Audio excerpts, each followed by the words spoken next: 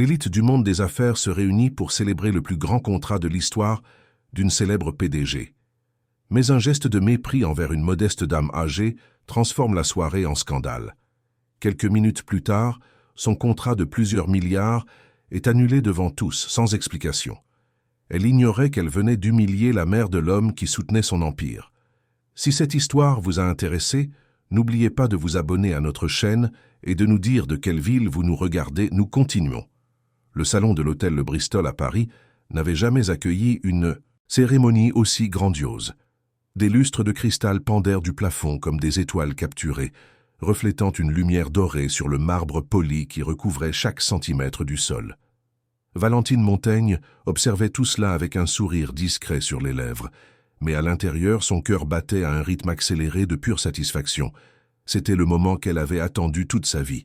Non seulement attendu, mais poursuivi bec et ongles, sacrifiant des nuits de sommeil, des week-ends, des relations, et même des fragments d'elle-même qu'elle ne récupérerait peut-être jamais.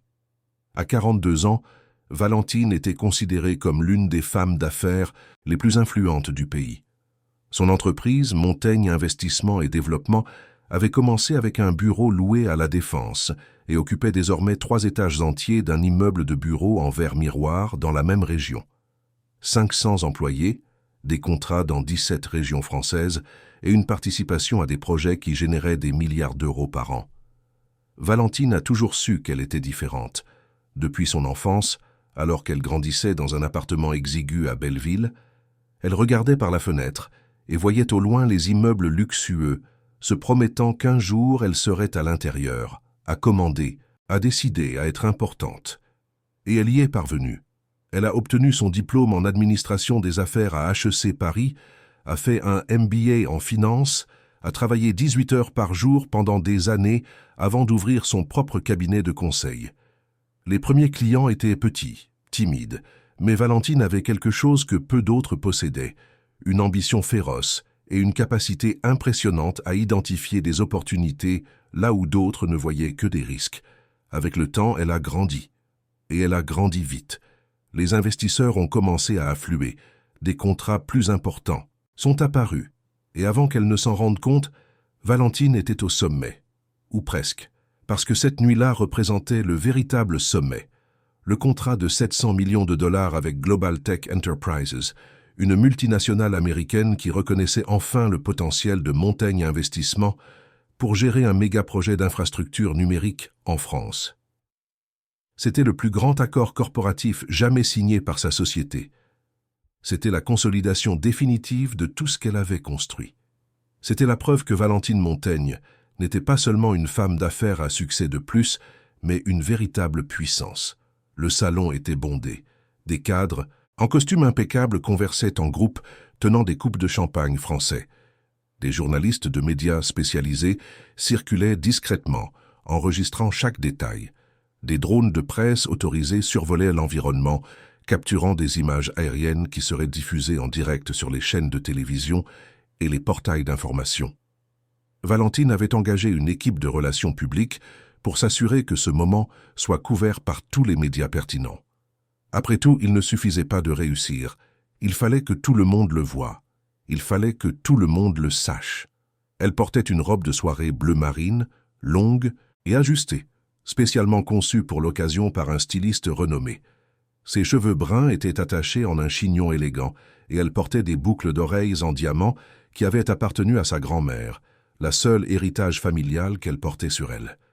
Valentine aimait maintenir cette petite connexion avec ses origines, mais seulement comme un rappel de son évolution. Elle n'était plus la jeune fille de Belleville. Elle était Valentine Montaigne, PDG, visionnaire, référence. Parmi les invités, elle saluait des magistrats, des entrepreneurs de renommée nationale, des politiciens influents et des représentants d'institutions financières. Chaque poignée de main était calculée, chaque sourire stratégique. Valentine savait que dans cet environnement, l'image était tout, et elle avait construit la sienne avec une précision chirurgicale, femme d'affaires, déterminée, inébranlable, quelqu'un qui ne se laissait déstabiliser par rien ni personne. La cérémonie officielle devait commencer dans quelques minutes. Sur la scène installée au fond du salon, une table recouverte de velours rouge attendait. Dessus, 2 stylos dorés, des documents organisés et un microphone. Valentine monterait sur scène avec Richard Dubois, le PDG de Global Tech. Il signerait le contrat devant tous et porterait un toast à l'avenir. Des photographes immortaliseraient le moment exact. La presse en ferait écho. Le marché financier réagirait positivement. Tout était planifié. Mais alors, tandis que Valentine conversait avec un groupe d'investisseurs près du bar, elle sentit un léger contact sur son bras. Elle se retourna, s'attendant à trouver un cadre ou peut-être l'un des organisateurs de l'événement. Au lieu de cela, elle vit une dame âgée, aux cheveux blancs attachés en un chignon simple, vêtue d'un ensemble pantalon et chemisier de couleur beige discrète. La femme souriait timidement, presque gênée, et ses yeux clairs brillaient d'une tendresse authentique. Valentine ne la reconnut pas immédiatement. Elle fronça légèrement les sourcils, confuse. Qui était cette femme? Comment avait-elle pu entrer dans l'événement? La sécurité n'aurait-elle pas dû refuser l'entrée aux personnes sans invitation? La dame âgée s'approcha un peu plus et dit, d'une voix douce et chargée d'émotion, « Valentine, ma chère, je suis venue juste pour vous voir en ce moment si spécial. Je suis très fière de vous, vraiment très fière. » Valentine sentit une pointe d'irritation. Cette femme la connaissait-elle? Elle ne se souvenait pas de l'avoir vue auparavant. Et pourquoi l'appelait-elle ma chère? Elle regarda rapidement autour d'elle et réalisa que certains cadres proches avaient remarqué la scène. Ils observaient avec curiosité. Valentine détestait les situations qu'elle ne contrôlait pas. Elle détestait les surprises. Et cette femme, avec son apparence simple et son toucher délicat, représentait exactement cela. Quelque chose d'inattendu. Quelque chose qui ne faisait pas partie du scénario.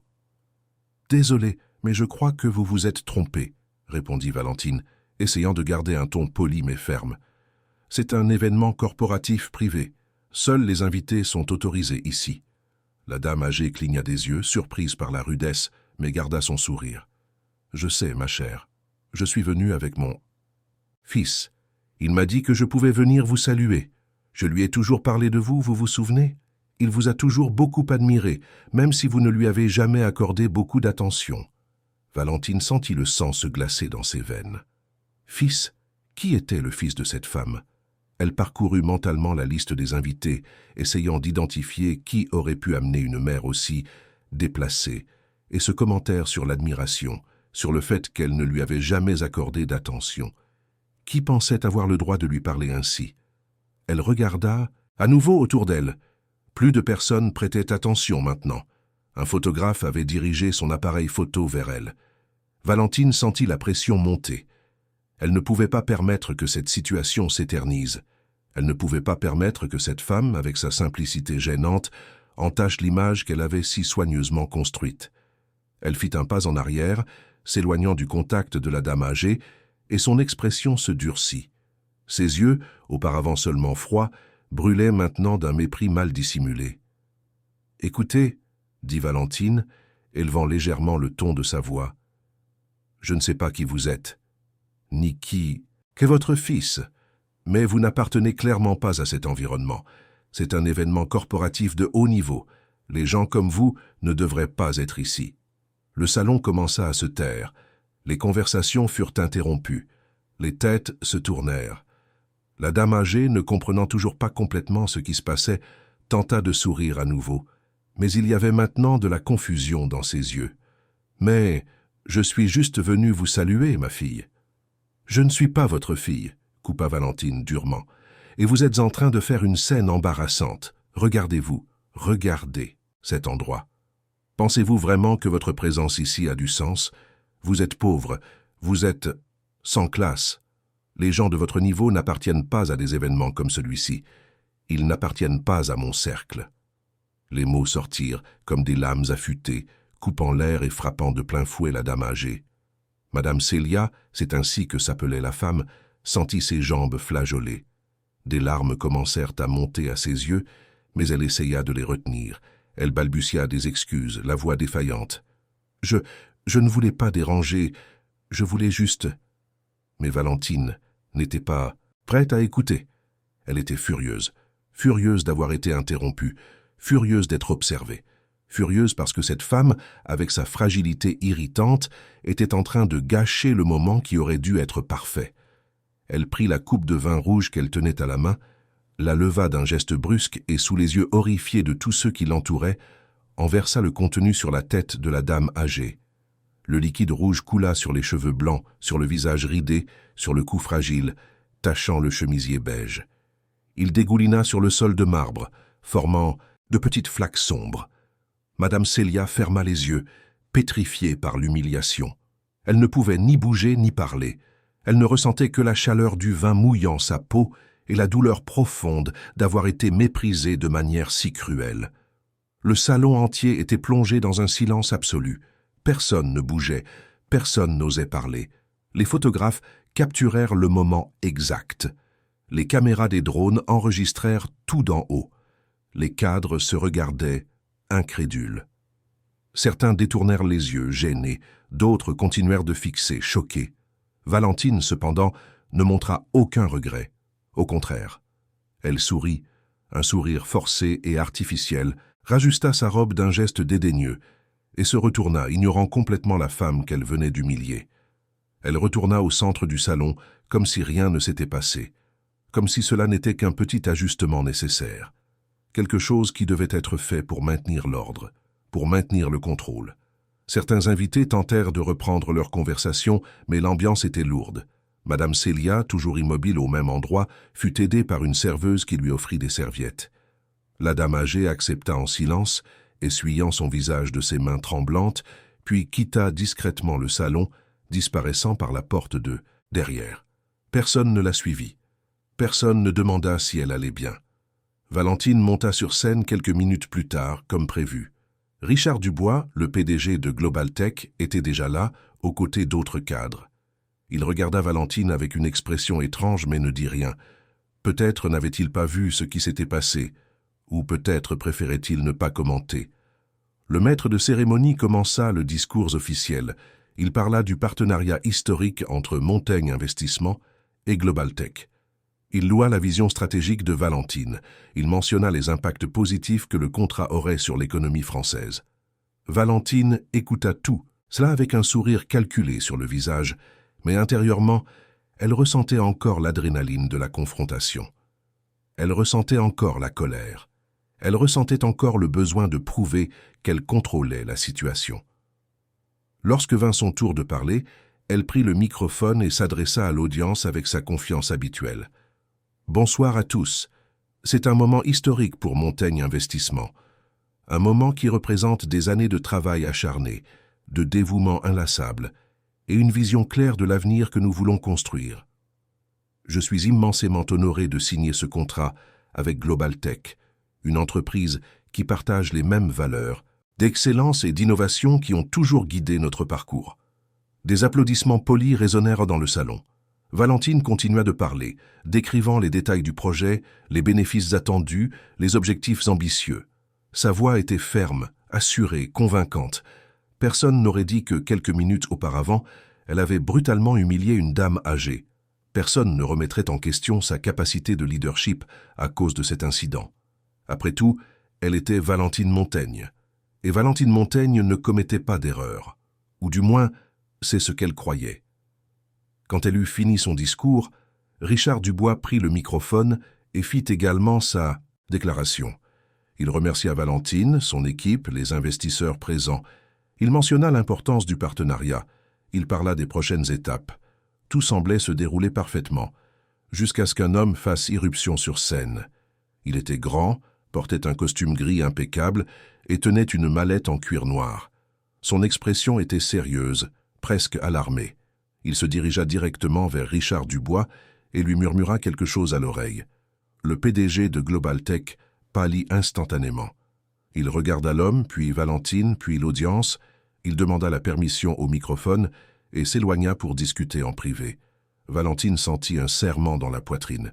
Que se passait-il? Qui était cet homme? Pourquoi Richard semblait-il si perturbé? Les secondes parurent s'étirer. L'audience commença à murmurer. Les cadres échangeaient des regards confus. Valentine tenta de garder son sang-froid, mais elle sentait ses mains moites. Quelque chose n'allait pas. Très mal. Richard Dubois revint au microphone, mais sa posture était complètement différente. Il évitait de regarder directement Valentine. Il s'éclaircit la gorge, visiblement mal à l'aise, et dit « Mesdames et messieurs, j'ai le regret de vous informer que, pour des raisons qui sont encore en cours de clarification, la signature du contrat sera temporairement suspendue. » Un murmure bruyant parcourut le salon. Valentine sentit le sol disparaître sous ses pieds. Suspendu? Comment ça, suspendu? Cela n'avait aucun sens. Tout était arrangé. Tout était garanti. Elle s'approcha de Richard, essayant de garder la voix basse mais ferme. « Richard, que se passe-t-il? Je ne comprends pas. Que signifie « suspendu » Il la regarda avec une expression mêlant gêne et quelque chose proche de la pitié. « Valentine, j'ai reçu un ordre direct de notre actionnaire majoritaire. L'instruction est claire. Suspendre immédiatement la signature. Je ne peux rien faire. » Actionnaire majoritaire? Mais qui? Pourquoi? Valentine sentit la panique commencer à monter. « Richard, cela ne peut pas arriver. Nous avons un accord, nous avons des mois de négociations. Nous avons... » « Je sais, » l'interrompit-il, s'éloignant déjà. « Mais les ordres sont clairs. Je suis désolé. » Et puis, comme dans une chorégraphie sinistre, d'autres cadres commencèrent à se lever. Des représentants d'entreprises partenaires, des investisseurs, des membres du conseil d'administration. Un par un, ils quittèrent le salon. Certains saluèrent rapidement Valentine avec des regards évasifs. D'autres partirent simplement sans rien dire. Valentine resta immobile sur scène, seule, tandis que le salon, qui quelques minutes auparavant était rempli d'admiration, se transformait maintenant en un désert de chaises vides et de regards jugeurs. Les photographes continuaient d'enregistrer. Les drones survolaient toujours. Mais maintenant, au lieu de capturer le triomphe, ils documentaient la chute. Elle descendit de scène, les jambes tremblantes. Elle chercha quelqu'un de son équipe, mais tous semblaient aussi perdus qu'elle. Son assistant, Bruno, s'approcha, son téléphone portable à la main, le visage pâle. « Valentine, les portails d'information en font déjà écho. Ils disent que le contrat a été annulé. Et il y a une vidéo de vous, avec une dame âgée. » Valentine lui arracha le téléphone des mains et vit. C'était la vidéo de l'humiliation. Elle avait déjà des milliers de vues. Les commentaires étaient dévastateurs. Une femme d'affaires humilie une dame âgée lors d'un événement luxueux. Une PDG jette du vin sur une femme pauvre pendant une cérémonie. Arrogance sans limite. Elle sentit la nausée. Elle sentit la colère. Elle sentit le désespoir. Mais surtout, elle sentit la peur. Peur que tout ce qu'elle avait construit s'écroule sous ses yeux. Et c'était exactement ce qui se passait. Valentine quitta l'hôtel Le Bristol cette nuit-là sans comprendre complètement ce qui s'était passé. Elle monta dans la voiture qui l'attendait, demanda au chauffeur de la ramener chez elle et passa tout le trajet en silence, regardant par la fenêtre les lumières de Paris défiler en un flou indistinct. Son esprit tournait en rond, essayant de trouver des réponses, essayant de comprendre comment tout s'était effondré si vite. Quand elle arriva à son appartement de Neuilly-sur-Seine, un duplex de 300 mètres carrés avec vue sur le bois de Boulogne, elle s'enferma dans sa chambre et passa la nuit éveillée, naviguant sur les actualités, lisant les commentaires, voyant les répercussions. La vidéo de l'humiliation était devenue virale. Elle était partout. Journaux, sites web, réseaux sociaux. Tout le monde parlait de Valentine Montaigne, la femme d'affaires cruelle qui avait versé du vin sur une dame âgée sans défense. Et le contrat? Le contrat de 700 millions avait été annulé, officiellement annulé. Globaltech avait émis un communiqué indiquant qu'après réévaluation des critères éthiques et de l'alignement des valeurs, elle avait décidé de suspendre indéfiniment le partenariat avec Montaigne Investissement.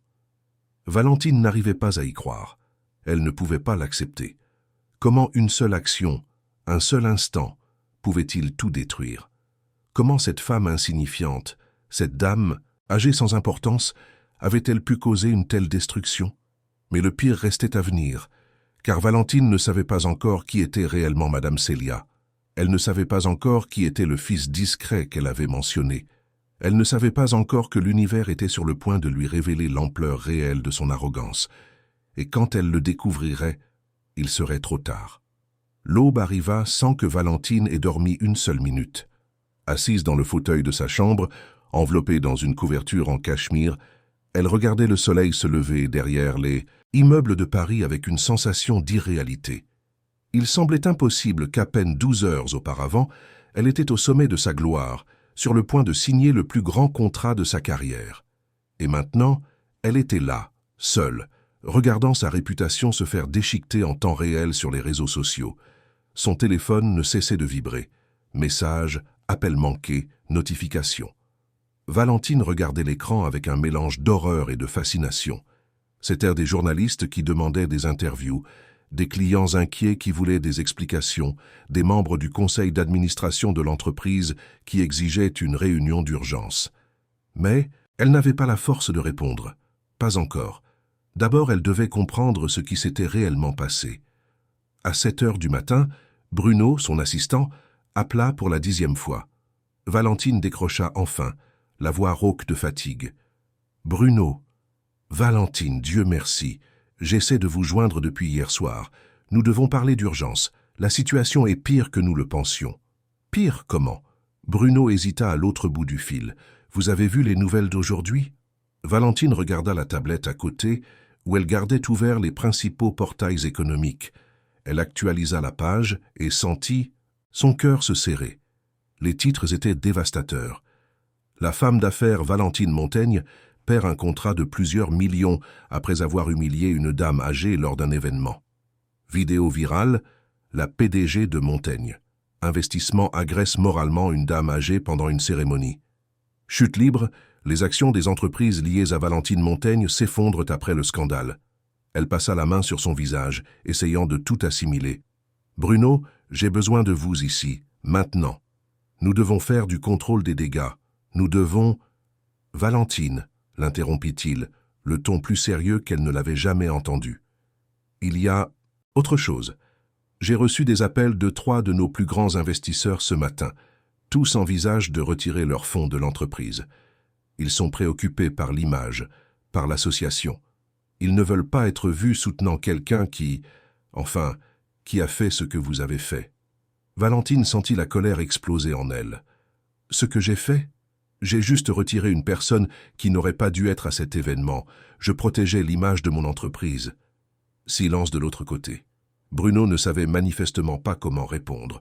Finalement, il dit prudemment « Valentine, je pense que vous devez voir comment les gens perçoivent cela. Il ne s'agit pas de sa présence ou non à l'événement. Il s'agit de la façon dont vous l'avez traité. Le vin, les mots, tout a été enregistré. Et c'est partout. » Valentine raccrocha sans répondre. Elle jeta son téléphone sur le canapé et se leva, marchant jusqu'à la fenêtre. En bas, la ville s'éveillait à un nouveau jour. Les gens allaient au travail, emmenaient leurs enfants à l'école, vivaient leur vie normale. Et là, elle, Valentine Montaigne, observait tout depuis son appartement luxueux, sentant pour la première fois de sa vie que tout le succès qu'elle avait conquis pouvait simplement disparaître. Les heures suivantes furent un flou. Bruno arriva avec une pile de documents et un plan d'action pour gérer la crise. Ils engagèrent une entreprise spécialisée en gestion de réputation. Ils rédigèrent un communiqué officiel, s'excusant pour ce qui s'était passé, affirmant que Valentine avait traversé un moment de stress extrême et que cela ne reflétait pas ses véritables valeurs. Mais lorsque le communiqué fut publié, la réaction fut encore pire. Les gens accusèrent Valentine d'être fausse, de ne s'excuser que parce qu'elle avait été prise. Des influenceurs numériques firent des vidéos analysant son langage corporel, signalant des signes qu'elle n'était pas sincèrement désolée. Et alors commencèrent les véritables conséquences commerciales. Le lundi suivant, Valentine fut convoquée à une réunion d'urgence avec le conseil d'administration de Montaigne Investissement. La salle de réunion au 23e étage était tendue lorsqu'elle entra. 8 membres du conseil l'attendaient, assis autour de la table en verre, avec des expressions allant de l'inquiétude à la désapprobation. Fernand Moreau, le président du conseil et l'un des premiers investisseurs de l'entreprise, ouvrit la réunion sans détour. « Valentine, comprenez-vous la gravité de la situation dans laquelle vous nous avez mis ?» Elle s'assit, essayant de garder une posture droite et confiante. « Fernand, je comprends qu'il y a eu une répercussion négative, mais nous devons nous concentrer sur ce qui importe, nos résultats, nos projets, notre capacité de livraison. Un incident isolé ne peut pas définir des années de travail réussi. »« Incident isolé ?» intervint Marianne Leroy, l'une des investisseuses. « Valentine, nous avons perdu le contrat de 700 millions avec Global Tech. 3 investisseurs ont déjà signalé qu'ils allaient retirer leurs fonds. Nous recevons des appels de clients inquiets. L'image de l'entreprise est complètement compromise. Ce n'est pas un incident isolé, c'est une crise. Valentine sentit la frustration monter. Pourquoi ne comprenait-il pas? Pourquoi accordait-il tant d'importance à cela? Nous pouvons nous redresser. Nous nous redressons toujours. Nous avons d'autres contrats en négociation, d'autres projets, qui sont également en cours de réévaluation, coupa Fernand. Valentine, la question n'est pas seulement financière, elle est éthique. Vous avez publiquement humilié une dame âgée. Vous lui avez jeté du vin dessus, vous l'avez traitée de pauvre, de sans classe. Cela a été diffusé en direct, enregistré, partagé des millions de fois. Comment espérez-vous que nos partenaires, nos clients, continuent de faire confiance à notre leadership? J'ai déjà présenté mes excuses, rétorqua Valentine, la voix plus haute qu'elle ne le souhaitait. J'ai assumé mon erreur. Que voulez-vous de plus que je fasse? Un lourd silence envahit la pièce. Fernand échangea des regards avec les autres membres du conseil avant de reprendre la parole. Valentine, nous avons besoin que vous vous retiriez temporairement de la présidence de l'entreprise, jusqu'à ce que la situation se calme, jusqu'à ce que nous puissions reconstruire notre image. Valentine eut l'impression d'avoir reçu un coup de poing dans l'estomac. Me retirer? De ma propre entreprise? C'est temporaire, tenta d'adoucir Marianne. Juste le temps de contrôler les dégâts. Vous resterez actionnaire, vous aurez toujours voix au chapitre sur les décisions stratégiques. Mais nous avons besoin d'un nouveau visage à la tête. Quelqu'un qui ne soit pas associé à l'incident. Valentine se leva brusquement, la chaise raclant le sol. Vous ne pouvez pas faire ça. J'ai bâti cette entreprise de zéro. C'est moi qui vous ai tous fait venir ici. Valentine, l'interrompit Fernand, ferme mais pas cruel. Oui, vous l'avez bâti. Et c'est pourquoi nous essayons de sauver ce que vous avez bâti. Mais en ce moment, vous êtes le problème. Et nous devons agir rapidement avant qu'il ne soit trop tard. Elle les regarda un par un, cherchant un signe de soutien, de loyauté. Mais elle ne trouva que de la détermination. Ils avaient déjà décidé. Cette réunion n'était qu'une formalité. Valentine quitta la salle de réunion sans rien dire de plus. Elle retourna à son bureau, ferma la porte à clé et s'assit sur la chaise en cuir qu'elle avait personnellement choisie lors de l'aménagement de cet espace. Elle regarda autour d'elle, voyant les prix sur les étagères, les photos encadrées d'événements importants, les plaques commémoratives. Tout cela semblait lointain maintenant, comme si cela appartenait à une autre vie. Les jours suivants, la situation ne fit qu'empirer. La presse continua de couvrir l'affaire, explorant maintenant de nouveaux angles. Ils firent des reportages sur le parcours de Valentine, interviewèrent d'anciens employés qui parlèrent de son tempérament difficile, de son exigence extrême, de sa froideur. Des récits d'autres situations où elle avait traité des personnes avec mépris émergèrent, bien que rien d'aussi explicite que l'incident avec la dame âgée. Et puis, 3 jours après la fatidique cérémonie, une nouvelle information commença à circuler discrètement dans les cercles d'affaires de Paris. L'identité de la femme humiliée. Valentine était chez elle lorsque Bruno appela, la voix tremblante. « Valentine, vous êtes assise. »« Qu'est-ce qu'il y a encore, Bruno ?»« J'ai découvert qui était la dame, celle que vous avez... enfin, celle de la vidéo. » Valentine sentit un frisson. « Et ?» Son nom est Célia Tavernier. Madame Célia, comme elle est connue. Elle est la mère d'un homme nommé Gabriel Tavernier. Le nom ne signifiait rien pour Valentine. Gabriel Tavernier? Qui est-ce? Bruno hésita. Vous vous souvenez de cet analyste financier qui a travaillé avec nous il y a environ 5 ans? Il était au département de recherche, toujours discret, ne se faisait jamais remarquer. Valentine fouilla sa mémoire, mais ne parvint à visualiser personne. Tant de personnes étaient de passer par l'entreprise au fil des ans. Je ne me souviens pas, et alors, quelle est la pertinence?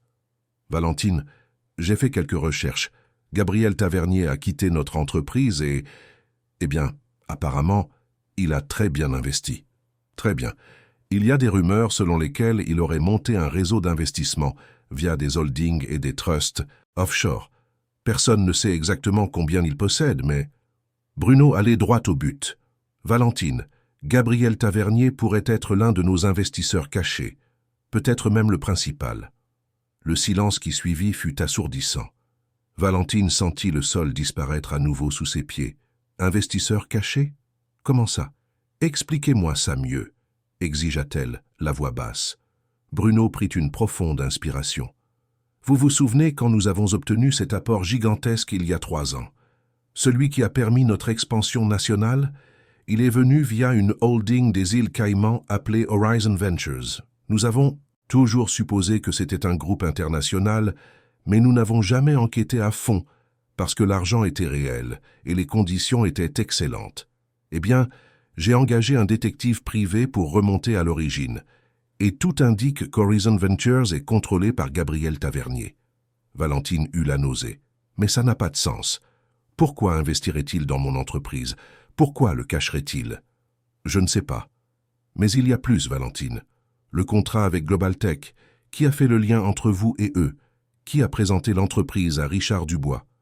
Valentine réfléchit. C'était par l'intermédiaire d'un intermédiaire, un cabinet de conseil boutique dont elle n'avait jamais entendu parler auparavant.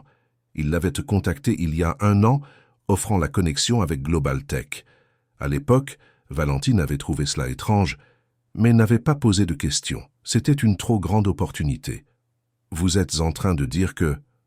Je dis que Gabriel Tavernier pourrait avoir tout orchestré, les investissements, les connexions, le contrat, tout. Valentine ressentit de la colère et de la confusion à parts égales. Mais pourquoi? Qu'est-ce qu'il y gagne? Je ne sais pas, mais vous avez humilié sa mère, Valentine. Et maintenant, tout s'écroule. Elle raccrocha le téléphone et resta immobile au milieu de la pièce, digérant l'information. Gabriel Tavernier. Un nom dont elle se souvenait à peine. Un employé insignifiant qu'elle n'avait probablement jamais traité avec importance. Et il était derrière tout ça? Valentine avait besoin de réponses. Elle prit son téléphone et demanda à Bruno de lui trouver l'adresse de Gabriel. Quoi qu'il doive faire, elle irait le voir et découvrirait la vérité. 2 heures plus tard, Valentine était devant un immeuble discret dans le Marais. Il n'était pas luxueux, mais il était élégant, bien situé. Elle vérifia le numéro de l'appartement que Bruno avait trouvé et monta en ascenseur, le cœur battant à tout rompre.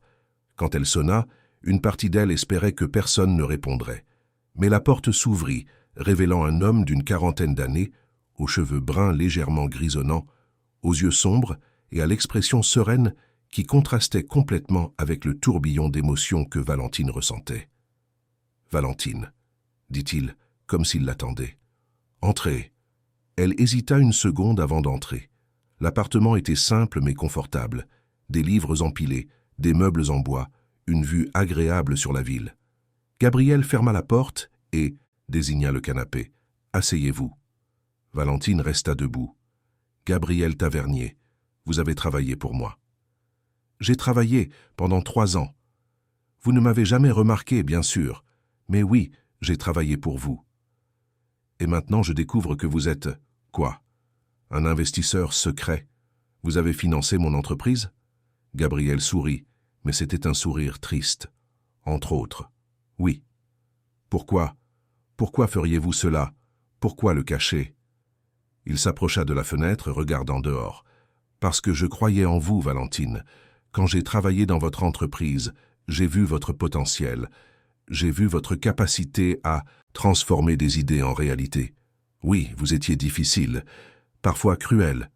Mais je pensais que peut-être, avec le bon soutien, avec les bonnes ressources, vous pourriez devenir non seulement une femme d'affaires à succès, mais quelqu'un qui ferait vraiment la différence. » Valentine secoua la tête, confuse. « Alors vous m'avez aidé? Pourquoi? Qu'est-ce que vous y gagnez? » « Rien. Je ne voulais rien. Je voulais juste vous voir briller. Ma mère m'a toujours appris à soutenir les gens en qui nous croyons, même quand ils ne s'en rendent pas compte, même quand ils ne reconnaissent pas. Votre mère, Valentine, sentit un nœud dans la gorge. Madame Célia. Gabriel se retourna pour la regarder, et pour la première fois, Valentine vit de la colère dans ses yeux. Ma mère, la femme que vous avez humiliée publiquement. La femme que vous avez couverte de vin et traitée de pauvre de 100 classes devant des centaines de personnes. Valentine tenta de parler, mais les mots ne sortaient pas. Gabriel continua, la voix ferme mais chargée d'émotion. Elle est allée à cet événement parce que je l'avais invitée, parce que j'étais là observant de loin comme je l'ai toujours fait, et elle voulait vous saluer. Elle m'entendait toujours parler de vous, de votre travail, et elle était heureuse quand elle a appris le contrat. Elle voulait juste vous dire qu'elle était fière. C'est tout. Je ne savais pas, commença Valentine, mais Gabriel l'interrompit. Vous ne saviez pas parce que vous ne vous êtes jamais soucié de savoir. Pour vous, elle n'était qu'une personne insignifiante de plus, tout comme moi, tout comme tous ceux qui ne font pas partie de votre cercle d'élite. Valentine sentit des larmes menacées, mais les retint. Gabriel, j'ai commis une erreur, une terrible erreur. Mais vous ne pouvez pas détruire tout ce que j'ai construit à cause de cela. Vous ne pouvez pas... Je peux, et je l'ai déjà fait. Il prit une mallette qui était sur la table et la lui tendit. Ce sont les documents de résiliation de tous mes investissements dans votre entreprise. Légaux, irréversibles, le contrat avec GlobalTech, j'étais l'actionnaire majoritaire qui a bloqué la signature. Les autres investisseurs qui se retirent, j'ai suggéré qu'ils le fassent. Valentine ouvrit la mallette de main tremblante. C'était vrai. Tout était là. Documents légaux, signatures, tampons. Vous êtes en train de me détruire. Non. Vous êtes détruite vous-même. J'ai juste retiré mon soutien. Et sans lui, Valentine, vous allez découvrir que beaucoup de ce que vous considériez comme vôtre ne l'a jamais vraiment été. Elle le regarda, désespérée. S'il vous plaît, il doit y avoir quelque chose que je puisse faire. Je vais m'excuser auprès de votre mère. Je ferai n'importe quoi. Juste ne... Valentine, vous vous êtes déjà excusée. Publiquement. Et c'était vide, parce que vous ne comprenez pas ce que vous avez fait de mal. Pour vous, le problème, c'est la répercussion, pas l'action en soi. Ce n'est pas vrai. Je sais que j'ai fait une erreur. Je sais que j'ai été cruel. Elle s'arrêta, la voix défaillante. Gabriel soupira, fatigué. Vous savez ce que ma mère m'a dit quand elle est rentrée à la maison cette nuit-là? Elle a dit qu'elle n'était pas en colère contre vous. Elle était triste. Triste parce qu'elle voyait en vous quelqu'un de si brillant, de si capable, mais de si vide à l'intérieur. Et elle avait raison. Valentine sentit les larmes couler enfin. Elle tomba à genoux, là, au milieu du salon de l'appartement de Gabriel, pleurant comme elle n'avait pas pleuré depuis l'enfance. « S'il vous plaît, supplia-t-elle, s'il vous plaît, donnez-moi une chance de réparer cela. » Gabriel l'observa un long moment avant de répondre, la voix douce mais ferme. « Il n'y a rien à réparer, Valentine. Du moins, pas entre nous. Ce que vous devez réparer est en vous. Et ça, personne ne peut le faire pour vous. » Il ouvrit la porte, indiquant que la conversation était terminée. Valentine se leva, s'essuya le visage et sortit sans se retourner. En descendant dans l'ascenseur, elle tenait la mallette avec les documents, sentant le poids réel de tout ce qu'elle avait perdu. Et, le pire, c'était de savoir qu'elle avait elle-même causé tout cela. Les jours qui suivirent la rencontre avec Gabriel furent les plus sombres de la vie de Valentine. Elle passa la majeure partie de son temps enfermée dans son appartement, évitant tout contact avec le monde extérieur. Les nouvelles continuaient, mais avec de nouveaux développements. La presse avait découvert le lien entre Gabriel Tavernier et Montaigne Investissement. Les titres spéculaient sur l'investisseur fantôme, qui avait bâti puis détruit un empire corporatif. Certaines publications dépeignaient Gabriel comme un vengeur silencieux. D'autres remettaient en question l'éthique de ses actions. Mais la plupart s'accordèrent sur un point. Valentine avait récolté exactement ce qu'elle avait semé. L'entreprise était en chute libre. Sans les investissements de Gabriel et avec le retrait d'autres partenaires effrayés par la crise d'image, Montaigne Investissement dut annuler des projets, licencier des employés et renégocier des contrats. Fernand Moreau, le président du conseil, assuma temporairement la gestion et fit de son mieux pour arrêter l'hémorragie financière. Mais tous savaient qu'il serait difficile de retrouver le prestige perdu. Valentine reçut la nouvelle qu'elle était officiellement écartée de la présidence un mardi pluvieux. Bruno se rendit chez elle pour lui remettre les documents en personne, et pour la première fois depuis qu'il travaillait avec elle, il semblait sincèrement préoccupé par son bien-être. « Valentine, vous devez manger quelque chose, » dit-il en regardant la pile de boîtes de repas livrées éparpillées dans le salon. « Vous devez sortir d'ici. Cela ne vous fait pas de bien. » Elle était assise sur le canapé, portant la même robe de chambre depuis 2 jours, les cheveux ébouriffés. Elle ressemblait à peine à la cadre impeccable qui dirigeait des réunions d'une main de fer. « Il n'y a aucune raison de sortir, Bruno. Aucune raison de rien. Ce n'est... Pas vrai. Vous avez encore des ressources. Vous avez encore des connaissances. Vous pouvez reconstruire si vous le voulez. Valentine rit, mais c'était un son amer. Reconstruire. Avec quelle image? Avec quelle crédibilité? Personne ne me fait plus confiance. Personne ne me respecte plus. Je suis la femme qui a jeté du vin sur une dame âgée. C'est ce dont les gens se souviendront quand ils entendront mon nom. Bruno soupira, s'asseyant à côté d'elle. Alors changez le récit, montrez que vous avez appris, montrez que vous êtes différente. Comment je fais ça? Il n'eut pas de réponse. Ils restèrent assis en silence quelques minutes avant que Bruno ne se lève. Je vais continuer à travailler avec Fernand pour l'instant, mais si vous avez besoin de moi pour quoi que ce soit, n'hésitez pas à appeler. Quand il partit, Valentine se retrouva seule. Mais cette fois, au lieu de s'enfoncer davantage dans l'apitoiement, elle se leva. Elle se dirigea vers la salle de bain, se regarda dans le miroir et faillit ne pas se reconnaître. Ses yeux étaient gonflés, sa peau pâle, son expression vaincue. C'était comme si toute la confiance qu'il avait toujours, définie, s'était évaporée, ne laissant qu'une coquille vide. Elle prit une douche, sentant pour la première fois depuis des jours l'eau chaude.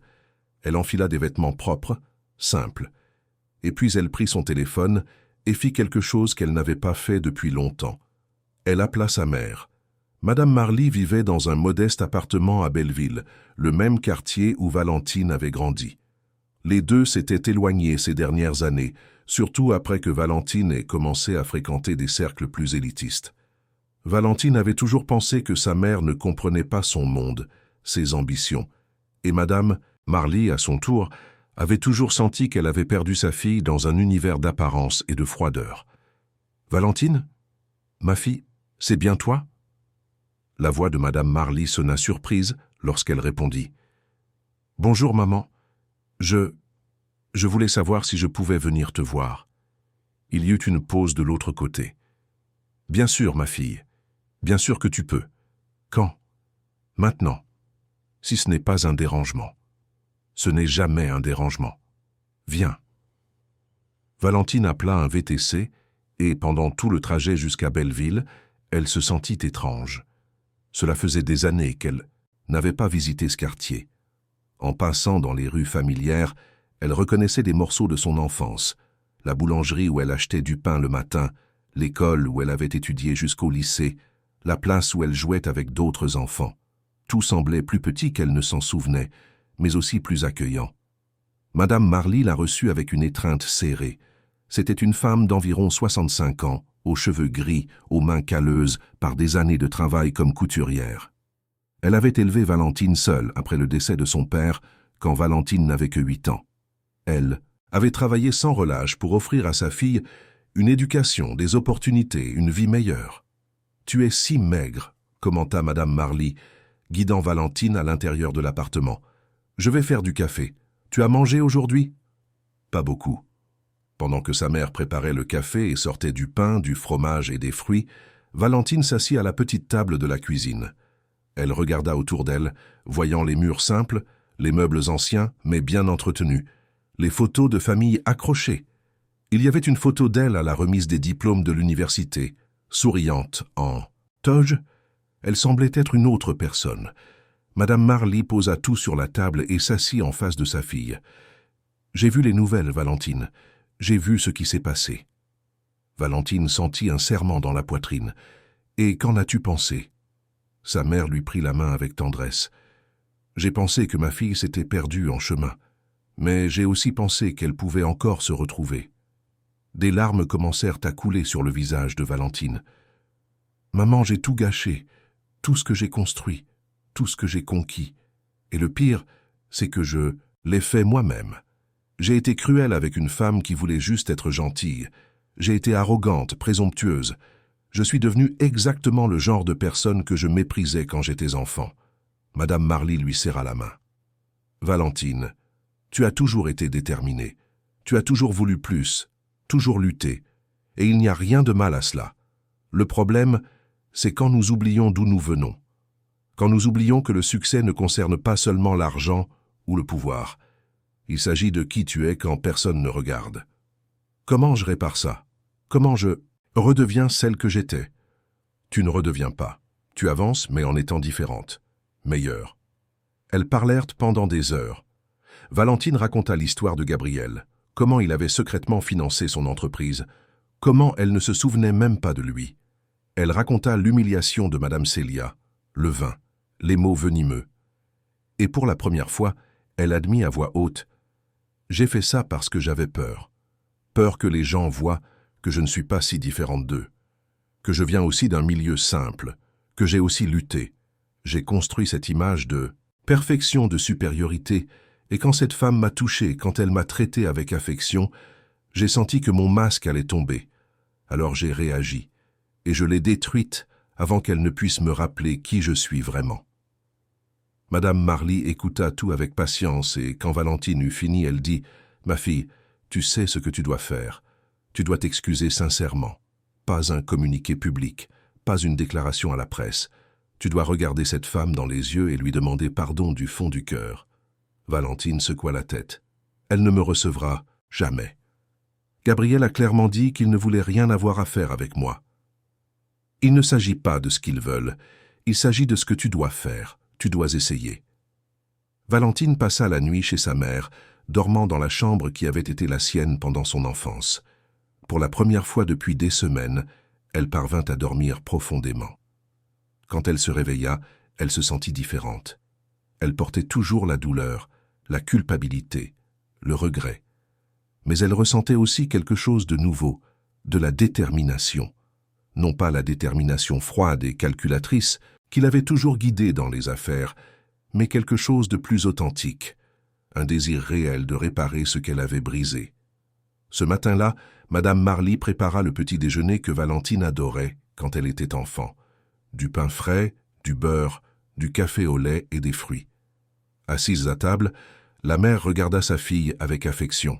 « Tu sais, Valentine, quand tu étais petite, tu disais toujours que tu voulais changer le monde. Tu te souviens ?» Valentine sourit faiblement. « Je me souviens. J'étais tellement idéaliste. Ce n'était pas de l'idéalisme, c'était de la bonté. Tu voyais un enfant affamé à l'école et tu partageais ton goûter. Tu voyais quelqu'un de triste et tu allais lui parler. Tu avais un cœur énorme, ma fille. Tu l'as juste oublié en chemin. » Les mots touchèrent Valentine profondément. Elle se souvint de la jeune fille qu'elle avait été un jour, avant que l'ambition ne consume tout. « Maman, comment as-tu réussi à garder ta bonté malgré tout? Tu as traversé tant de choses, élevé une fille seule, travaillé si dur. » Madame Marly sourit. « Parce que j'ai toujours su que la bonté n'est pas une faiblesse. C'est une force. C'est choisir d'être qu'humain même quand le monde essaie de t'endurcir, et je n'ai jamais laissé les difficultés me voler ça. » Valentine passa quelques jours de plus chez sa mère, l'aidant dans les tâches quotidiennes simples. Elles allèrent ensemble au marché, cuisinèrent ensemble, regardèrent des feuilletons ensemble. Des choses que Valentine n'avait pas faites depuis des années et qui maintenant semblaient avoir une signification spéciale. Chaque jour, elle se sentait plus connectée à elle-même, plus proche de la personne qu'elle avait été avant de construire toutes ces couches de protection et de froideur. Les jours suivants, Valentine commença à chercher des informations sur Madame Célia. Elle découvrit qu'elle vivait dans un quartier modeste de la banlieue est de Paris, dans un ensemble d'habitations. Elle travaillait comme bénévole dans une église locale, aidant à distribuer de la nourriture aux familles dans le besoin. Valentine hésita plusieurs fois avant de s'y rendre. Elle avait peur du rejet, peur d'affronter à nouveau la douleur qu'elle avait causée, mais finalement, un jeudi après-midi, elle rassembla son courage. Elle s'habilla simplement, sans les costumes coûteux ni les bijoux voyants. Juste un jean et un chemisier blanc. Elle prit un bus jusqu'au quartier, ce qu'elle n'avait pas fait depuis des années, et marcha dans les rues jusqu'à trouver l'adresse. Pendant le trajet en bus, Valentine observa les gens autour d'elle. Une dame âgée avec des sacs de courses, un jeune homme étudiant pour un examen, une mère apaisant un bébé qui pleurait. Tous vivaient leur vie, avec leurs défis et leurs joies. Et elle réalisa à quel point elle s'était isolée de ce monde réel, vivant dans une bulle de luxe et de superficialité. Quand elle sonna à l'appartement de Madame Célia, son cœur battait si fort qu'il semblait vouloir exploser. La porte s'ouvrit et là, elle était. La femme que Valentine avait humiliée, plus âgée, plus fragile, mais avec les mêmes yeux doux. Madame Célia la reconnut immédiatement. Son expression changea, devenant prudente, mais non hostile. « Valentine. Madame Célia, je sais que je n'ai pas le droit d'être ici. Je sais que je ne mérite pas votre temps. Mais je devais venir, je devais vous parler. » La dame âgée hésita, puis ouvrit un peu plus la porte. « Entrez. » L'appartement était petit, propre, confortable. Des photos de Gabriel à différentes étapes de sa vie décorèrent les murs. Il y avait un canapé simple, une table à manger, une cuisine intégrée. Tout était très différent du luxe auquel Valentine était habituée, mais il y avait là quelque chose que son appartement n'avait jamais eu, une chaleur humaine. Elles s'assirent. Madame Célia offrit de l'eau, mais Valentine refusa poliment. Elles restèrent silencieuses quelques secondes avant que Valentine ne commence à parler, la voix étranglée. « Madame Célia, je suis venue ici pour vous demander pardon, sincèrement. Non pas parce que je veux redorer mon image, ou parce que j'essaye de récupérer quelque chose. Je suis venue parce que ce que je vous ai fait est impardonnable. C'était cruel. C'était inhumain. Et je porte cela avec moi tous les jours depuis cette nuit-là. » La dame âgée l'observait silencieuse, la laissant continuer. « J'étais tellement préoccupée par le fait de paraître importante, de maintenir cette image de succès, que j'ai complètement oublié d'être humaine. Vous êtes venue à moi avec gentillesse, avec affection, et j'ai répondu avec mépris. Je vous ai jeté du vin. Je vous ai humilié publiquement, et rien de ce que je dirai maintenant n'effacera cela. Rien n'enlèvera la douleur que j'ai causée. Mais j'avais besoin que vous sachiez que je comprends la gravité de ce que j'ai fait, et que je suis vraiment désolé. » Madame Célia soupira doucement. Ses mains, ridées mais fermes, reposaient sur ses genoux. « Valentine, je ne vais pas mentir et dire que ça n'a pas fait mal. Ça a fait très mal. Mais vous savez ce qui a fait le plus mal? C'est de voir quelqu'un d'aussi jeune, d'aussi capable, d'aussi plein de potentiel, gâcher tout cela avec arrogance et froideur. Je sais, et je veux changer. Je ne sais pas si j'y arriverai. Je ne sais pas s'il est trop tard, mais je veux essayer. » La dame âgée la scruta longuement avant de dire « Je vous pardonne, Valentine, non pas parce que vous le méritez, mais parce que garder de la rancune ne fait de mal qu'à moi-même. Mais pardonner ne signifie pas oublier, et cela ne signifie pas que tout va bien. Cela signifie juste que je choisis de ne plus porter ce poids. » Valentine sentit les larmes couler librement. « Merci, merci de me donner ça, même sans que je le mérite. » Elles parlèrent encore un peu. Madame Célia raconta l'histoire de Gabriel, comment il avait toujours été un garçon sensible, intelligent, déterminé. Comment elle l'avait élevé seul, tout comme la mère de Valentine l'avait fait. Comment il avait toujours aidé ceux qui en avaient besoin, même quand il n'avait pas beaucoup. « Mon fils n'a pas fait ce qu'il a fait par vengeance, » expliqua Madame Célia. « Il l'a fait parce qu'il devait vous montrer que vos actions ont des conséquences, que vous ne pouvez pas traiter les gens comme des déchets juste parce que vous pensez être au-dessus d'eux. » Il avait raison, complètement raison. Madame Célia offrit du thé et, cette fois, Valentine accepta. Pendant que la dame âgée préparait, Valentine regarda plus attentivement autour d'elle. Elle vit des livres sur la table, tous liés à la spiritualité et à la bonté. Elle vit des photos de Gabriel enfant, toujours souriant. Elle vit un petit autel avec des bougies et des images religieuses. Ce foyer simple respirait la paix et l'amour, quelque chose que l'appartement luxueux de Valentine n'avait jamais eu. Quand elles se rassirent pour prendre le thé, Madame Célia dit « Vous savez, Valentine, j'ai traversé beaucoup de choses dans la vie. J'ai perdu mon mari jeune, j'ai élevé mon fils seul, j'ai travaillé à 3 emplois en même temps pour mettre de la nourriture sur la table. Mais je n'ai jamais perdu la foi en la bonté des gens. Parce que je crois que nous pouvons tous changer si nous le voulons vraiment. » « Vous êtes incroyable, » murmura Valentine. « Comment pouvez-vous être si gentille après ce que j'ai fait? Parce que garder de la colère ne ferait que me blesser, et parce que je vois en vous ce que mon fils a vu un jour, le potentiel d'être meilleur. » Quand Valentine quitta l'appartement de Madame Célia, elle se sentit différente, plus légère d'une certaine manière. Le pardon n'effaçait pas ce qu'elle avait fait, mais lui donnait une chance d'avancer sans le poids écrasant de la culpabilité totale. Les semaines suivantes, Valentine commença à reconstruire sa vie, mais d'une manière différente. Elle ne retourna pas dans le monde corporatif agressif. Au lieu de cela, elle commença à travailler comme consultante bénévole pour de petites entreprises, aidant les entrepreneurs débutants à structurer leurs affaires. Elle utilisa toutes les connaissances qu'elle avait accumulées au fil des ans, mais maintenant avec un objectif différent: aider, non dominer. Elle vendit son appartement luxueux à Neuilly-sur-Seine et en acheta un plus petit, plus modeste, à Belleville, près de l'endroit où vivait sa mère. Elle simplifia sa vie, coupa les dépenses inutiles, apprit à vivre avec moins. Et elle découvrit que, ironiquement, elle était plus heureuse qu'elle ne l'avait jamais été. Un jour, 3 mois après l'effondrement de tout, Valentine était dans un café près de chez sa mère quand elle vit Gabriel entrer. Il la vit aussi et pendant un instant sembla envisager de partir. Mais alors, à sa surprise, il s'approcha de sa table. « Je peux m'asseoir » demanda-t-il. « Je vous en prie. » Ils commandèrent du café et restèrent silencieux quelques instants avant que Gabriel ne parle. « Ma mère m'a parlé de votre visite. Je suis désolé d'être apparu sans prévenir, je juste... » « Non, » l'interrompit-il. « C'était bien. Elle a été touchée. Elle a dit qu'elle a vu de la sincérité en vous pour la première fois. » Valentine sourit tristement. « Votre mère est une femme incroyable, trop généreuse compte tenu de ce que j'ai fait. » Gabriel acquiesça. « Elle a toujours été comme ça. Elle enseigne par l'exemple. » Ils parlèrent pendant plus d'1 heure.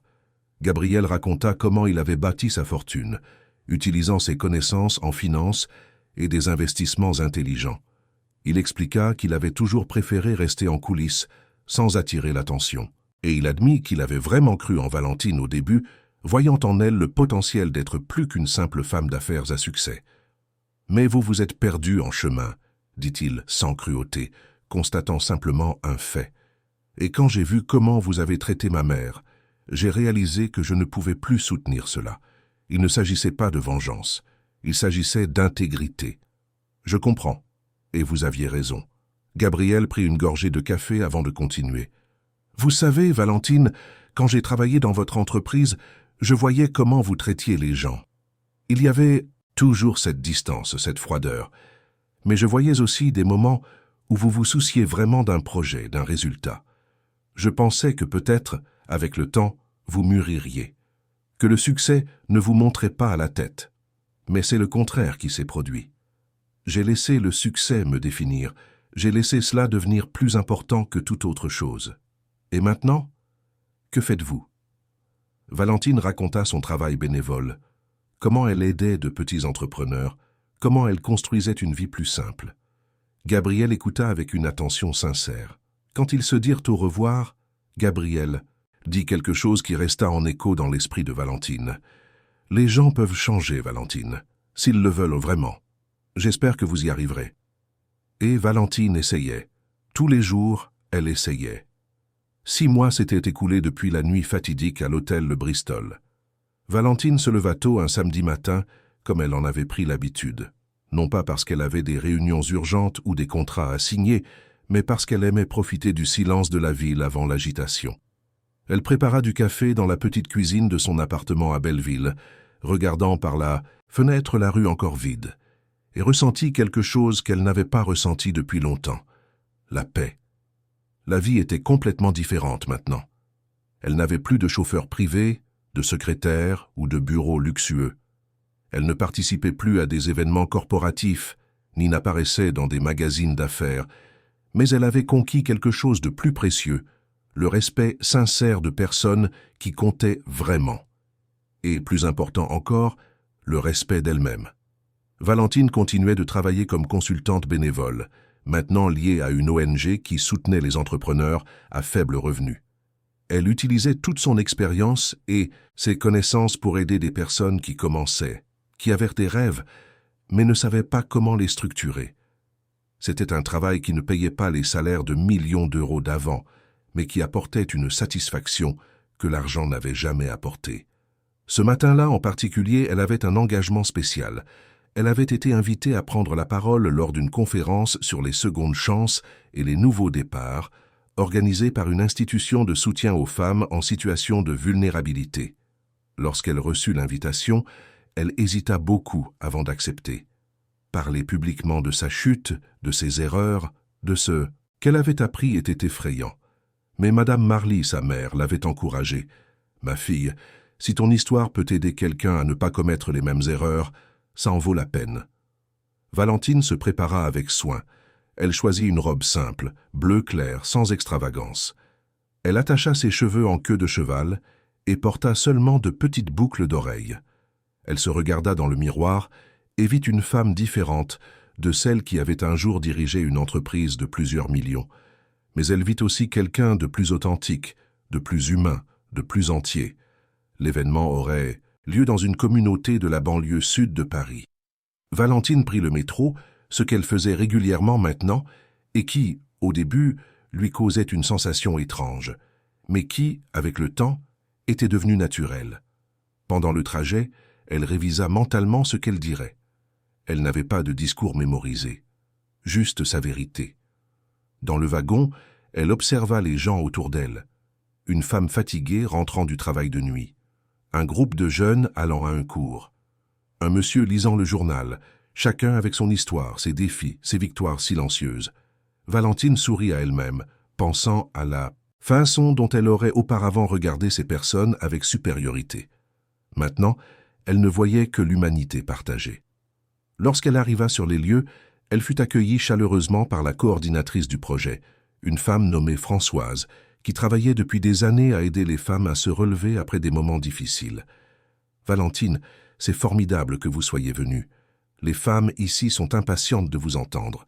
Beaucoup ont traversé des pertes, des chutes, des moments de désespoir. Votre histoire peut les inspirer. » La salle était pleine, environ 40 femmes d'âge variés, certaines avec des enfants dans les bras, d'autres plus, âgées. Toutes regardèrent Valentine avec attente. Elle monta sur la petite scène improvisée, prit le microphone et respira profondément. « Bonjour, mon nom est Valentine Montaigne, et il y a 6 mois, j'ai perdu tout ce que je pensais définir qui j'étais. » Elle raconta tout. Sa trajectoire de succès, l'arrogance qu'elle avait développée, le moment où elle avait humilié Madame Célia, la chute de l'entreprise, la révélation sur Gabriel. Elle n'omit rien. Elle n'essaya pas de se dépeindre en victime. Elle assuma la responsabilité de chaque choix, de chaque mot cruel, de chaque action égoïste. Je pensais que le succès était une question de pouvoir, d'être au-dessus des gens, d'avoir plus que les autres. Mais j'ai appris de la manière la plus douloureuse possible que le vrai succès, c'est qui vous êtes quand personne ne regarde. C'est la façon dont vous traitez les gens qui ne peuvent rien vous offrir en retour. C'est une question d'intégrité, d'empathie, d'humanité. Pendant qu'elle parlait, elle vit quelques femmes dans le public essuyer des larmes. D'autres hochèrent la tête, reconnaissant dans les mots de Valentine des fragments de leurs propres histoires. Je ne suis pas ici pour dire que tout va bien, que j'ai récupéré tout ce que j'ai perdu, parce que je n'ai pas récupéré. Mon entreprise n'existe plus sous la forme qu'elle avait. Ma réputation dans le monde de l'entreprise est entachée, peut-être pour toujours. Mais j'ai gagné quelque chose de bien plus précieux. Je me suis retrouvé. J'ai appris à vivre avec moins, mais à ressentir plus. J'ai appris que tomber n'est pas la fin, ce n'est que le début d'un chemin différent. Quand elle eut fini, il y eut un silence de quelques secondes avant que des applaudissements émus n'emplissent la salle. Des femmes se levèrent, certaines vinrent l'embrasser, d'autres partagèrent leurs propres histoires. Une jeune femme nommée Juliana, avec un bébé dans les bras, raconta qu'elle avait perdu son emploi pendant sa grossesse et luttait pour recommencer. Vous entendre me donne l'espoir que je peux me relever. Valentine serra Juliana dans ses bras et murmura « Vous y arriverez. Et si vous avez besoin d'aide, cherchez-moi. Nous trouverons un chemin ensemble. » Une autre femme, Madame Rita, plus âgée, raconta en larmes qu'elle avait tout perdu dans une escroquerie financière et pensait qu'il était trop tard pour recommencer à 60 ans. Valentine lui tint les mains et dit « Il n'est jamais trop tard, jamais. Vous avez de l'expérience, de la sagesse. Cela vaut plus que tout l'argent du monde. » Valentine écouta chacune avec une attention sincère, sans hâte, sans juger. Et elle sentit que, pour la première fois depuis longtemps, elle faisait vraiment la différence. En quittant l'événement, en fin d'après-midi, Valentine marcha dans les rues de la communauté. Elle observa les maisons simples, les enfants qui jouaient, les gens qui conversaient sur les trottoirs. Et elle pensa à la façon dont, pendant des années, elle avait regardé des lieux comme ceux-ci avec un mélange de pitié et de supériorité, heureuse d'avoir échappé à cette réalité. Mais maintenant, elle voyait avec d'autres yeux. Elle voyait la force, la résilience, la communauté. Elle voyait ce qui importait vraiment. Quand elle arriva à l'arrêt de bus, quelqu'un lui toucha l'épaule. Elle se retourna et vit Gabriel. Il était là avec un doux sourire sur le visage. « Gabriel, que faites-vous ici ?»« Françoise est ma cousine. Elle m'a dit que vous parleriez aujourd'hui. J'espère que cela ne vous dérange pas, mais je suis venu assister, je suis resté au fond de la salle. » Valentine ressentit un mélange de surprise et de nervosité. « Vous avez tout entendu ?»« J'ai entendu. Et c'était puissant. Sincère. » Ils commencèrent à marcher ensemble, sans but précis. Gabriel raconta qu'il continuait d'investir, mais qu'il se concentrait désormais sur des projets à impact social. Il aidait des start-up axées sur l'éducation, la santé et l'inclusion. Valentine parla de son travail à l'ONG, des personnes qu'elle aidait, de la façon dont sa vie avait complètement changé. « Vous êtes heureuse ?» demanda Gabriel, sincèrement curieux. Valentine réfléchit un instant. « Vous savez, heureuse est peut-être un mot fort, mais je suis en paix. Et je pense que, pour moi, c'est suffisant. Dès maintenant. » Ils s'arrêtèrent sur une petite place. Des enfants jouaient, des familles conversaient. Le soleil commençait à se coucher, teintant le ciel d'orange et de rose. Gabriel la regarda et dit « Valentine, j'admire votre courage. Ce n'est pas facile de reconstruire après être tombé si publiquement. Ce n'est pas facile d'admettre ses erreurs et de vraiment changer. Je n'avais pas le choix. Soit je changeais, soit, je ne sais pas ce que je serais devenu. Mais vous avez choisi de changer de la bonne manière. Beaucoup de gens à votre place auraient juste fait semblant, auraient engagé des conseillers en images, auraient essayé de manipuler le récit. Vous avez choisi le chemin le plus difficile, la vérité. » Valentine sourit tristement. La vérité était la seule chose qui me restait. Gabriel hésita avant de parler à nouveau. « Ma mère demande de vos nouvelles parfois. Elle est heureuse de savoir que vous allez bien. Madame Célia est un ange. Je ne sais pas si un jour je pourrai lui rendre sa générosité de m'avoir pardonné. Vous lui rendez déjà, en changeant, en utilisant votre histoire pour aider d'autres personnes. Cela signifie plus pour elle que vous ne l'imaginez. » Ils s'assirent sur un banc de la place, observant l'agitation. Gabriel raconta un nouveau projet qu'il développait, une plateforme de microcrédit pour femmes entrepreneurs. Valentine s'enthousiasma, offrant des idées, des suggestions. C'était comme au bon vieux temps quand ils travaillaient ensemble, mais maintenant sans hiérarchie, sans masque. Juste deux personnes conversant d'égal à égal. Quand ils se dirent au revoir, Gabriel dit quelque chose qui resta avec Valentine. « Vous savez, j'ai toujours cru que vous aviez le potentiel d'être extraordinaire. Je ne savais juste pas que ce serait de cette manière. Mais je pense que cette version de vous est bien meilleure que la précédente. » Valentine rentra chez elle cette nuit-là réfléchissant à tout ce qu'elle avait perdu, mais aussi à tout ce qu'elle avait gagné. Elle avait perdu une entreprise, une réputation, un style de vie, mais elle avait gagné l'humilité, l'empathie, un véritable but. Les semaines suivantes, Valentine continua son travail bénévole, maintenant avec encore plus de dévouement. Elle aida une jeune entrepreneur à structurer une entreprise de couture exactement comme sa mère le faisait. Elle soutint un groupe de femmes pour créer une coopérative d'artisanat. Elle donnait des conférences chaque fois qu'elle était invitée, partageant son histoire sans filtre, sans peur du jugement. C'est lors d'une de ces conférences qu'elle rencontra André, un avocat qui travaillait avec les droits des petits entrepreneurs. Il proposa d'aider Valentine à mieux formaliser le travail bénévole qu'elle effectuait. « Vous faites un travail incroyable, mais sans structure formelle, il est difficile d'étendre l'impact. » La suggestion planta une graine dans l'esprit de Valentine, et c'est à ce moment-là que vint l'appel inattendu. Un jour, elle reçut un appel de Fernand Moreau, l'ancien président du conseil d'administration de Montaigne Investissement. L'entreprise avait été vendue à un groupe international et les actionnaires restants recevraient leur part. Valentine aurait droit à une somme significative, résultat d'années de travail et des investissements qu'elle avait maintenus. « Valentine, je sais que vous ne voudrez peut-être pas savoir cela, » dit Fernand, « mais j'ai pensé qu'il était juste de vous en informer. L'argent sera déposé sur votre compte dans les prochaines semaines. » Elle le remercia, mais quand elle raccrocha, elle ne ressentit pas l'excitation qu'elle aurait attendue quelques mois auparavant.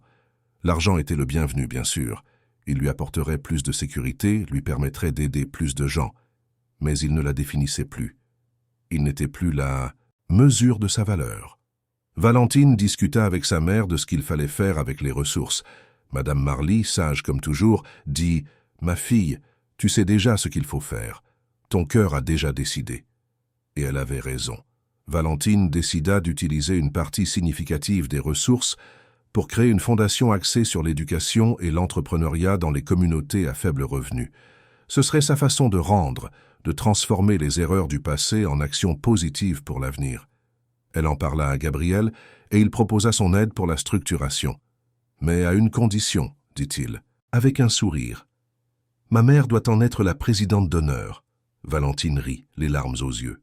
« J'adorerais ça. » Lorsqu'ils présentèrent la proposition à Madame Célia, la dame âgée fut émue. « Vous êtes sûre? Je ne suis qu'une simple dame. » « Exactement pour cela, dit Valentine, lui tenant les mains. Vous représentez tout ce que cette fondation veut promouvoir. La bonté, la générosité, la force. Vous m'avez appris plus en quelques minutes que des années de MBA. S'il vous plaît, acceptez. » Madame Célia accepta, et dans les mois qui suivirent, elles travaillèrent ensemble à la création de la Fondation Nouveau. Départ.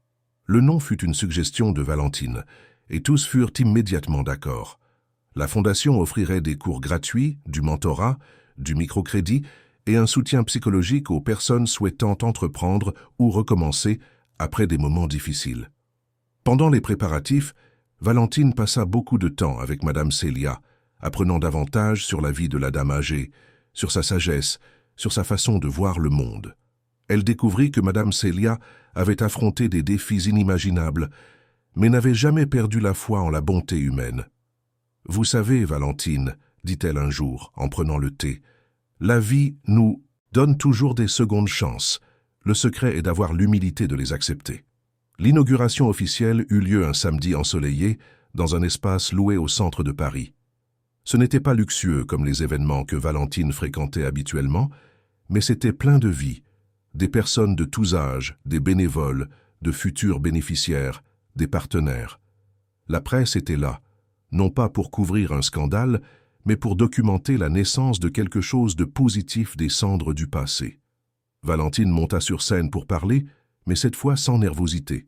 À ses côtés, Madame Célia, Gabriel, Madame Marly et toute l'équipe de la Fondation. « Il y a 1 an, commença Valentine, j'étais sur une scène très différente de celle-ci, lors d'un événement luxueux, entouré de personnes importantes, sur le point de signer le plus grand contrat de ma vie. Je pensais que c'était l'apogée du succès, mais j'avais complètement tort. » Elle regarda Madame Célia qui souriait les yeux brillants. « Le vrai succès n'est pas dans ce que vous avez, mais dans ce que vous donnez. Il n'est pas dans le nombre de personnes qui vous admirent, mais dans le nombre de vies que vous touchez positivement. Et j'ai appris cela de la manière la plus difficile possible. » Valentine raconta brièvement son histoire, sans cacher ses erreurs, mais en se concentrant sur les leçons. Elle parla de l'importance de traiter toutes les personnes avec dignité, quel que soit leur statut, de la façon dont l'arrogance peut détruire tout ce que l'on construit, et de la façon dont il est toujours temps de recommencer s'il y a une volonté sincère de changer. Cette fondation naît de ma plus grande erreur et de ma plus grande leçon. Elle existe pour que d'autres personnes n'aient pas besoin de tomber aussi bas pour apprendre ce que j'ai appris. Elle existe pour dire que les nouveaux départs y sont possibles, que les secondes chances existent, et que nous tous, absolument tous, méritons dignité et opportunité. Quand elle eut fini, les applaudissements furent chaleureux et sincères. Valentine vit sa mère essuyer des larmes de fierté. Elle vit Gabriel hocher la tête en signe d'approbation. Elle vit Madame Célia sourire d'une manière qui en disait plus que 1000 mots. Après la cérémonie, alors qu'elle conversait avec les participants, une jeune femme s'approcha timidement. « Valentine, puis-je vous parler ?»« Bien sûr. » La jeune femme, qui se présenta comme Béatrice, raconta qu'elle avait récemment perdu son emploi après une grave erreur qu'elle avait commise. Elle se sentait sans espoir, pensant qu'elle ne pourrait jamais se relever. Mais en écoutant votre histoire aujourd'hui, j'ai réalisé que les erreurs ne nous définissent pas pour toujours, que nous pouvons apprendre et grandir. Merci de partager cela. Valentine serra Béatrice dans ses bras et dit « Vous allez vous en sortir. Tout ira bien. Et si vous avez besoin d'aide, nous sommes là. » Le soir, quand tout le monde était parti et que l'espace était vide, Valentine resta seule quelques minutes, regardant autour d'elle. Elle pensa à tout ce qu'elle avait vécu au cours de la dernière année. La gloire, la chute, la reconstruction. Et elle réalisa que, ironiquement, tout perdre avait été la meilleure chose qui lui soit arrivée, parce que cela l'avait forcée à affronter qui elle était vraiment et à décider qui elle voulait être. Son téléphone sonna. C'était un message de Gabriel. « Félicitations pour l'événement. Ma mère ne cesse de dire à quel point elle est heureuse, et moi aussi. Vous avez réussi, Valentine. Vous avez réussi à vous transformer pour de vrai. » Elle sourit, tapant une réponse. « Merci pour tout, pour m'avoir montré ce que j'étais devenu, pour m'avoir donné la chance, même sans le savoir, de devenir quelqu'un de meilleur. » Les mois se transformèrent en années. La fondation Nouveau Départ grandit, aidant des centaines de personnes à structurer des entreprises, à se relever de chute, à trouver un sens. Valentine continua de travailler sans relâche, mais maintenant avec un objectif différent de celui qu'elle avait auparavant. Elle ne voulait plus de pouvoir ni de reconnaissance. Elle voulait juste faire la différence. Elle et Gabriel développèrent une amitié sincère. Ce n'était pas de la romance, c'était quelque chose de plus profond. Un respect mutuel, une admiration, un partenariat dans la construction de quelque chose de plus grand. Madame Célia devint une figure aimée de la Fondation, toujours présente, toujours généreuse en conseils et en câlins. Valentine ne retourna jamais dans le monde corporatif traditionnel. Elle n'essaya jamais de reconstruire Montaigne Investissement ou de retrouver le statut qu'elle avait auparavant. Car elle avait appris que ce statut était vide. Il était basé sur les apparences, non sur la substance. 5 ans après la nuit fatidique, Valentine fut invitée à donner une conférence à HEC Paris, son ancienne école. Lorsqu'elle monta sur la scène de l'auditorium bondé de jeunes étudiants en administration, elle ressentit une émotion profonde. Elle était là, de retour à l'endroit où tout avait commencé, mais en tant que personne complètement différente. En chemin vers l'université, Valentine passa par la Défense où se trouvait l'ancien immeuble de Montaigne Investissement.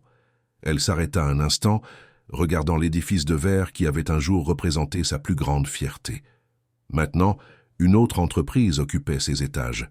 D'autres cadres prenaient des décisions là-bas, et Valentine ne ressentit que de la gratitude de ne plus être enfermée dans ce monde. « Quand j'ai obtenu mon diplôme ici, commença-t-elle la conférence, j'étais absolument certaine que le succès signifiait atteindre le sommet, peu importe comment. Cela signifiait avoir plus d'argent, plus de pouvoir, plus de statut que quiconque.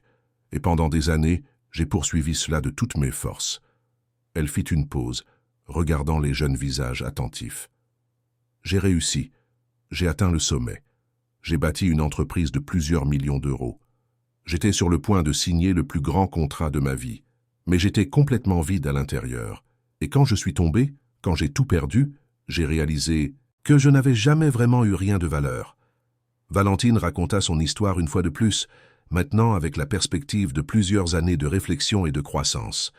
Elle parla des erreurs, des leçons, de la transformation.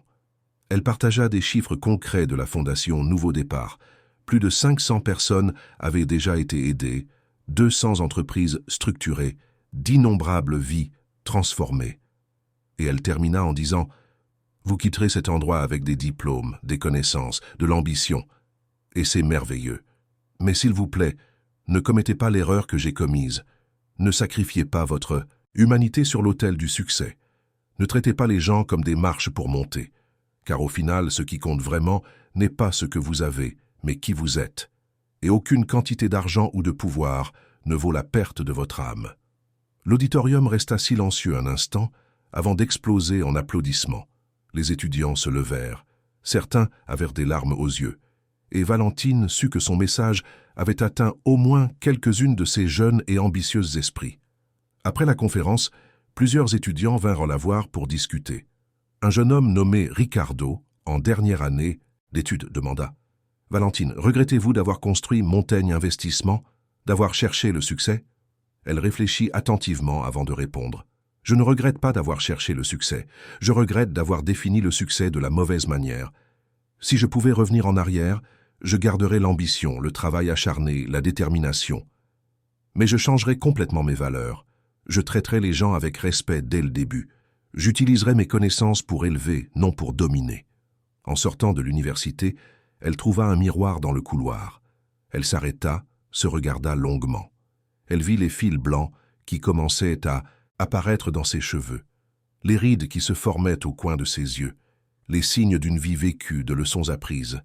Et elle sourit. Parce qu'enfin, après toutes ces années de quête, Valentine Montaigne avait trouvé ce qu'elle cherchait vraiment. Ce n'était pas au sommet d'un immeuble de bureau, ce n'était pas dans un contrat de plusieurs millions, ce n'était pas dans des événements luxueux ou sur les pages de magazines. C'était en elle. Cela avait toujours été. Elle avait juste eu besoin de tout perdre pour enfin le voir. Et tandis qu'elle marchait dans les rues de Paris, cet après-midi-là, sans chauffeur privé, sans garde du corps, sans projecteur, Valentine ressentit quelque chose qu'elle n'avait jamais ressenti pendant ses jours de gloire, la vraie liberté. La liberté d'être qui elle était vraiment, sans masque, sans prétention, sans peur. Elle s'arrêta à un kiosque à journaux et acheta un exemplaire d'un magazine d'affaires. En couverture, il y avait la photo d'une jeune entrepreneur célébrée comme la nouvelle promesse du marché. Valentine regarda cette image et fit une prière silencieuse. Que cette jeune femme ne commette pas les mêmes erreurs, qu'elle trouve l'équilibre avant de devoir tomber. Elle avait perdu une entreprise, mais elle s'était retrouvée, et au final, elle découvrit que c'était la seule conquête qui importait vraiment. Fin de l'histoire. Chers auditeurs, nous espérons que l'histoire de Valentine et Madame Célia a touché votre cœur. Si vous avez été ému par ce parcours de chute et de reconstruction, laissez votre j'aime, abonnez-vous à la chaîne et dites-nous en commentaire ce qui vous a le plus marqué dans cette histoire. Est-ce la transformation de Valentine? Est-ce la générosité de Madame Célia à pardonner? Ou est-ce la leçon qu'il n'est jamais trop tard pour recommencer? Chaque jour, nous vous apportons des histoires intenses comme celle-ci, qui révèlent le côté le plus profond de l'âme humaine, qui nous font réfléchir sur nos propres choix et valeurs. Chaque histoire est une opportunité d'apprendre, de grandir, de s'émouvoir. Nous vous attendons au prochain épisode avec une nouvelle histoire qui remuera vos émotions et vous fera penser à la vie d'une manière différente.